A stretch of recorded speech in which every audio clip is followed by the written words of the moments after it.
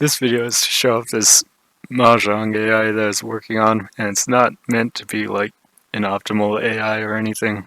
I just wanted to see if I could do an algorithmic AI that kind of thinks more like a human, because a human doesn't like calculate all the possible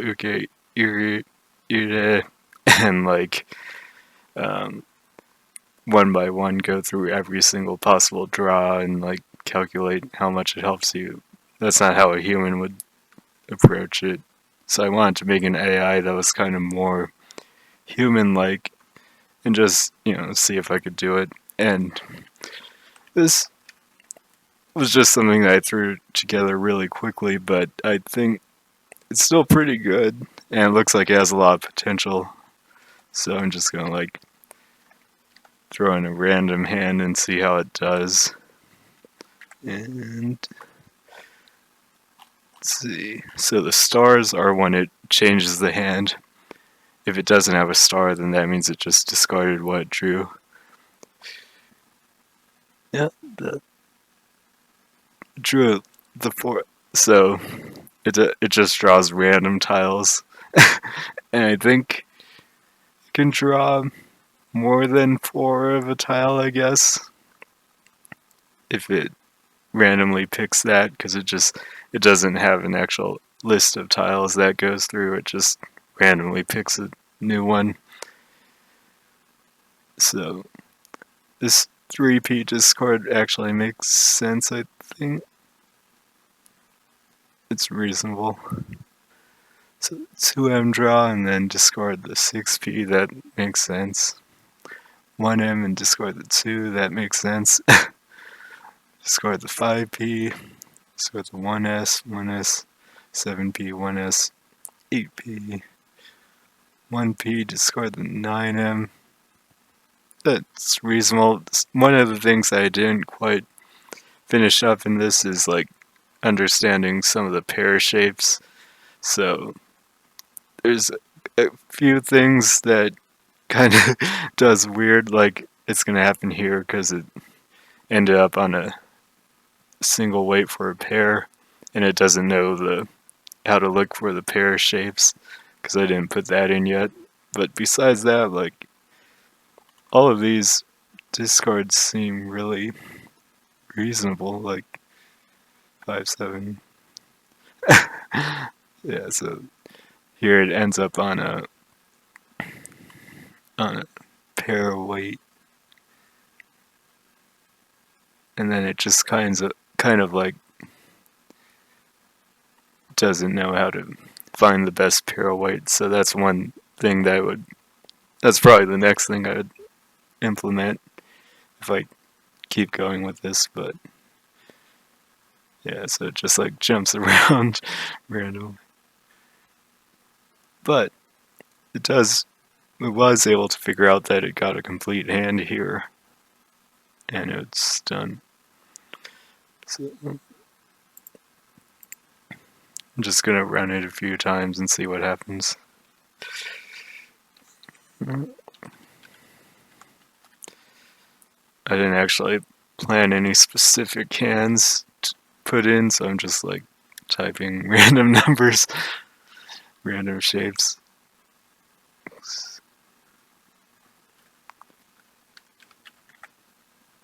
Let's see what happens. So 7S, 7M, yeah, I think that's the best discard.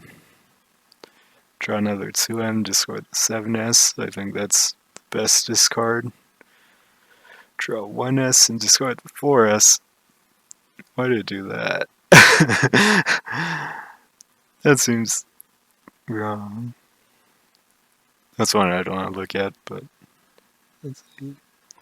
Draw the 8P. Discard the 2S. That one's a little bit off too, I think. Unless I'm reading the hand wrong.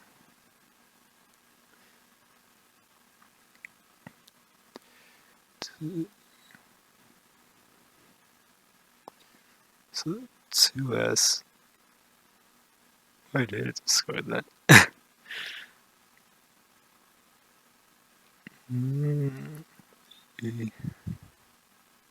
Oh, I see.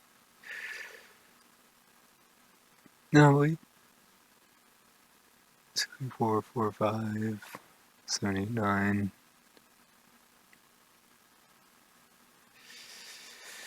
Mm. 3S, 8P, 1P, 2P, 4M, 4. It's like reasonable, like it's not that far off, I guess.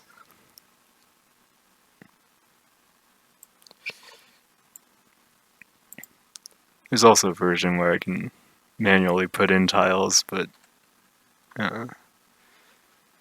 tiles to draw. Let's see how it does on a flush hand.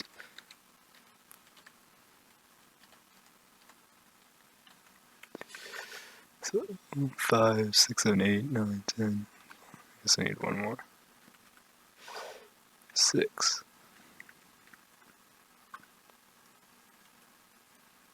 Oh, it looks like it got to a complete hand. 9S, 9S. That's fine. 4. It's actually hard for me to tell if the decisions are correct in a quick amount of time, but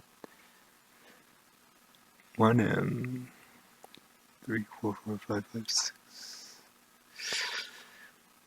That one, I'm pretty sure is wrong. 2, 3,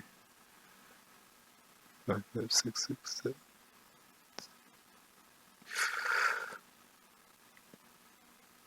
Wait.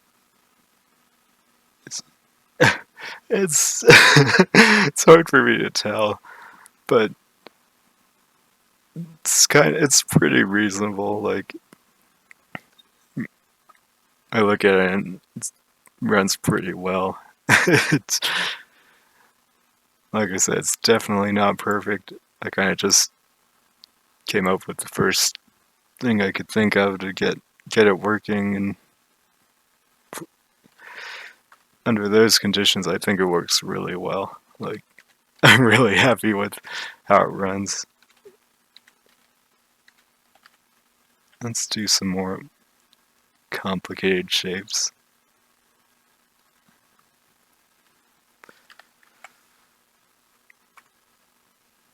So 1M. Yep, it's fine. 3, 4, 5, 6, 6, 7, 2 P's. Yeah, 2, 4, 5, 6, 7. I don't know about that one. 5, 2, 3, 4, 5, 5, 6, 6, 7. 9M is correct there, I think. 3M is correct. 3S, 6S is definitely correct. 5S and 2P, 3, 4, 5. Oh yeah, it ended up on a pair weight, and like I said, it doesn't understand the pair weights, so this is now tempi on like 3, 6, but that's not the best pair weight. Like if you discard the 6, you have a 2, 5, 8 weight for a pair, but it doesn't understand the pair weights, like I said. So I think it gets a lot of the complicated concepts though. Like there's one I was looking at. It's like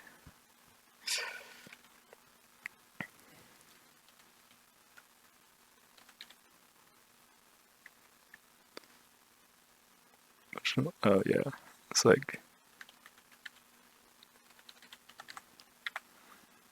679. So here you're going to want to discard the 2S and expect to use the 4s as a pair. So it's 2, 4, 4, 6, 7. You discard the 2 to make the 4s a pair.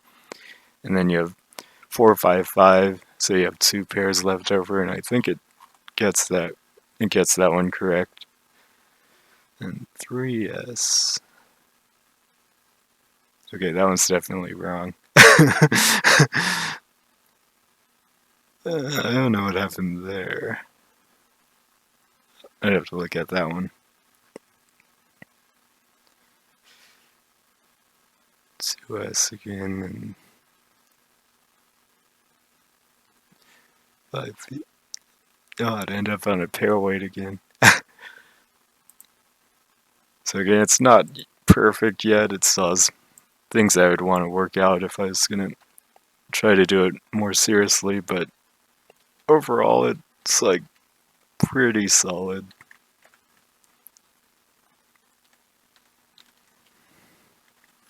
3, 6, 7, 9, 10, 12. Let's make it like 5, 6 or something. That's a lot of draws.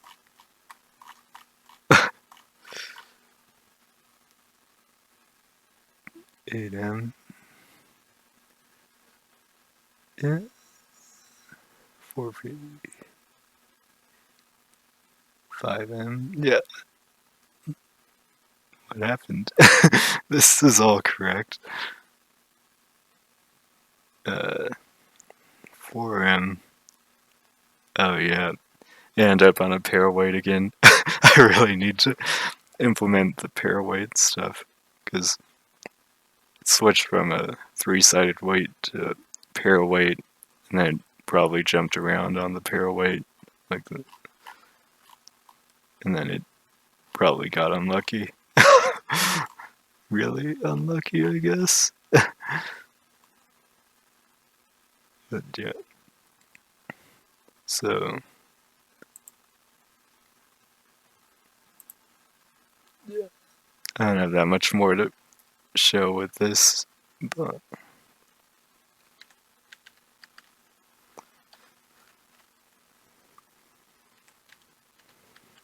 I think when I implement the pair weight stuff, it'll be a lot better. I do have honor tiles, but I don't think it's very interesting to add them in, so I'm not using any of them in my examples. Oh. So 1p makes sense, 9p makes sense. 4, 4, 9, 2p and 6m is the wrong one. It's supposed to discard 4m here instead of 6m. But overall, I can generally understand the hand and generally make good decisions, and doesn't actually really calculate if it has a complete hand. It just there's the code. It's just like if it doesn't have a discard that doesn't break something, if there's no discard that doesn't break something, then it just figures it must have a complete hand, and that seems to work well enough. So the other thing I wanted to show in this video was, first, so the basic way it works is it finds as many completed melds as possible, and then it takes those out, and then that's why it always ends up on pair weights when it draws an extra meld without completing the hand. And then it evaluates the remaining lone tiles. That's in quotation marks because something I'll show later, but it does how much acceptance you lose, and then whether or not it's a good weight, whether or not the weights are overlapping, some like other concepts like pair loss and some other things.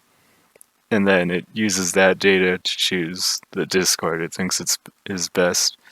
So like the one that loses the least, but if there's a tie, then it picks the one that keeps the good weight, But if there's like a tie in that, then it looks at some of the other factors.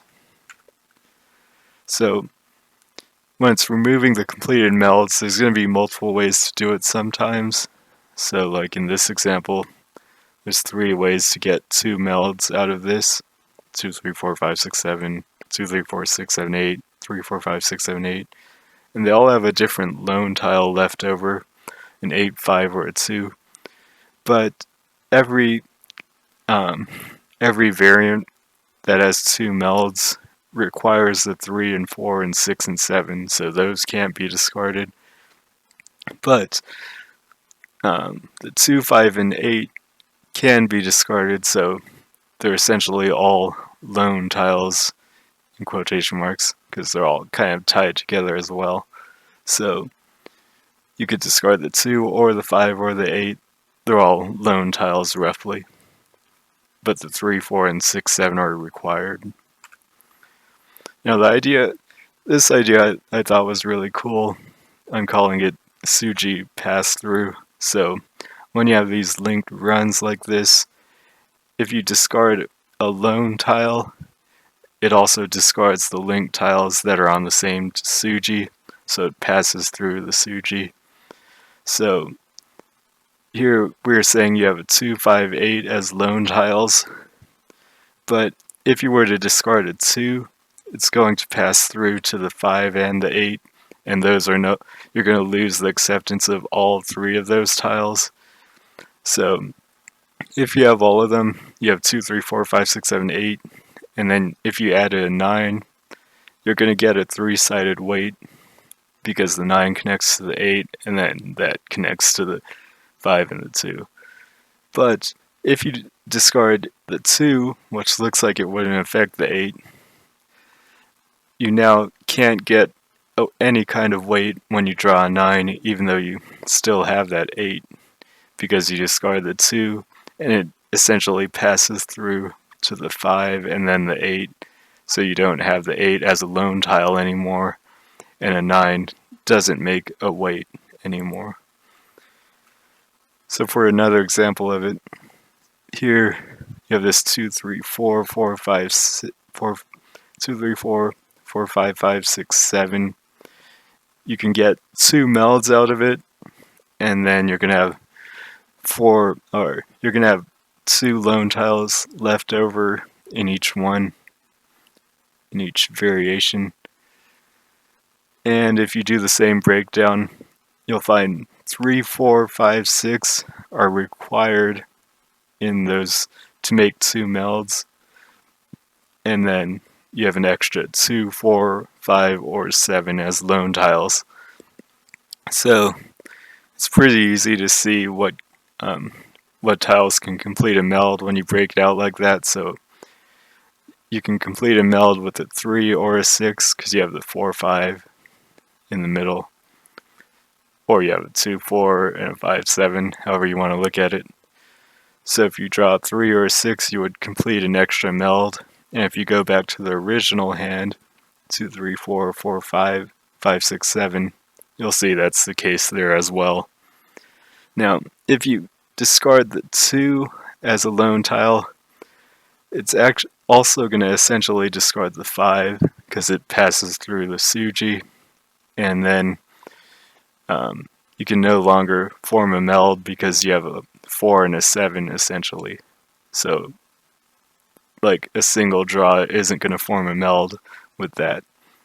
And if you go back to the original hand after you discard a 2, you'll see that's the case. Like if you have 3, 4, 4, 5, 5, 6, 7, there's no single draw that'll form a new meld.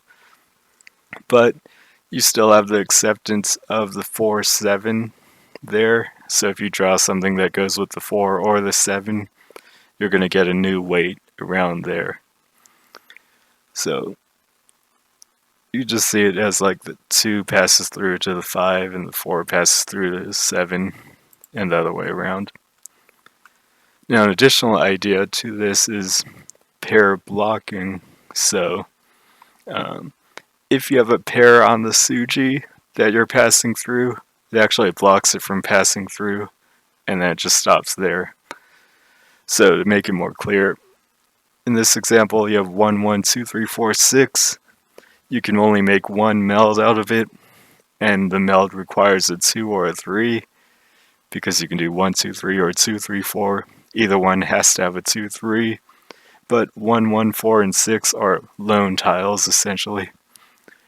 And then, if you were to discard a 1 with the Suji pass-through, you might think you have to discard the 4 as well, essentially. But the pair of 1s actually blocks it, so it's like you go from 1, 1, 4, 6 to 1, 4, 6, because it gets blocked by the pair, and it doesn't pass through to the 4. So you're still going to have the 4, 6 weight available, because it didn't pass through. And if you look back at the original hand, 1, 1, 2, 3, 4, 6, you discard a 1, you have a 1, 2, 3, and then a 4, 6. And you can still complete a meld with a 5. But if it wasn't blocked by a pair like 1, 2, 3, 4, 6, it's very similar, but now you only have a single 1 in your lone tiles. Now when you discard a 1, it does pass through to the 4, and you no longer have a lone 4 either that you can use. So the 4, 6 weight isn't going to be there anymore. And going back to the original hand, you'd have 2, 3, 4, and then a 6.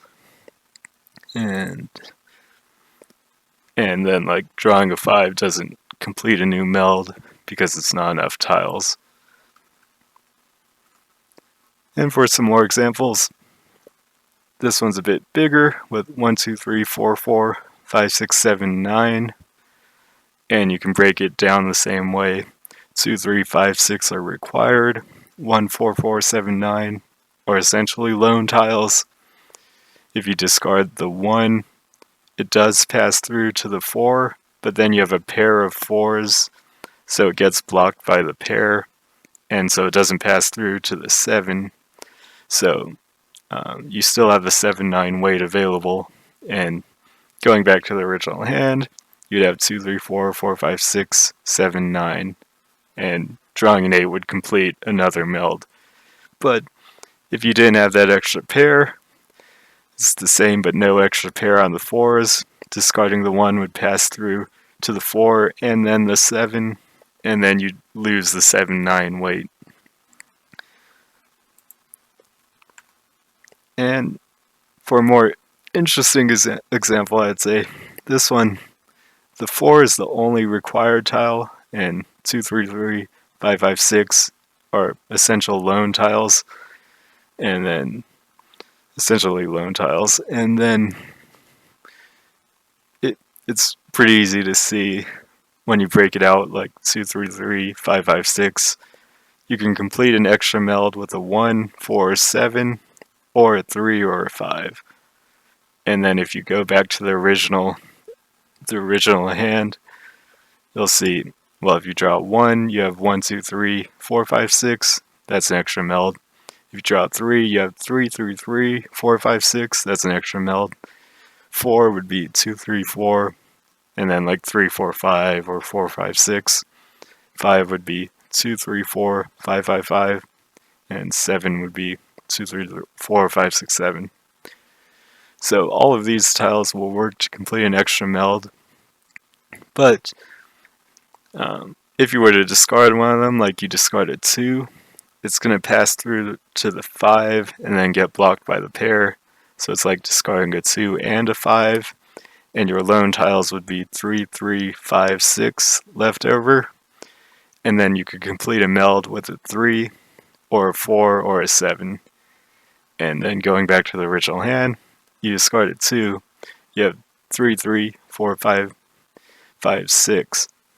And you'll see that that is the case. If you draw a 3 or a 4 or a 7, you'll still complete an extra meld. But like the 5 wouldn't work because of the way the shape is, so there would be no way to make 2 melds. So the Suji pass-through idea can help you see that. I wouldn't really recommend it for like actually using as a human, but it's interesting to think about, and for something like this, it is kind of useful, maybe. And then, let's say in this hand you discarded 3, it gets blocked because it's a pair. So essentially you have 2, 3, 5, 5, 6 left over as lone tiles, and that can be completed with a 1, 4, 5, or 7. And then you can go back to the original hand and work out how that would look. Now, I just went through that idea because I thought it was pretty cool, but there were a few more ideas like that that I had to come up with in order to get this all working pretty well. And then one of those is pair loss calculations. So if you were to discard a pair, like you discard the 3p in this hand and you no longer have that pair, you're forcing the pair to be somewhere else. So that's going to, like in this example, 9p now has to be the pair, and then that means you lose the 7, 9p tile acceptance, because even if you draw the 8, you would lose your pair, so your hand doesn't progress. So this is one way to calculate the loss from discarding from a pair when you have 2 or more pairs. And for this larger example, with 2, 3, 3, 6, 7, 7, 2, 4, 4, if you were to discard the 4 pair, one of them from the pair, then you need a pair somewhere else, and then you're going to lose tile acceptance from the other place where you make your pair. And you would expect to lose 8 tile acceptance because you have two-sided weights that are waiting on 8 tiles, and then one of those weights is going to have to become a pair, so you're going to lose 8 tile acceptance. And if you discard from the two-sided weight and pair combination, you can expect to lose 4 tile acceptance from the middle weight here with the 2, 4, because you would expect the 4s to become the pair. So that's a couple of the ideas I used to get this working, but there's a few more things. Some of it is kind of, I don't know, I guess it's hard to explain it all, but that's where I'll stop for this video.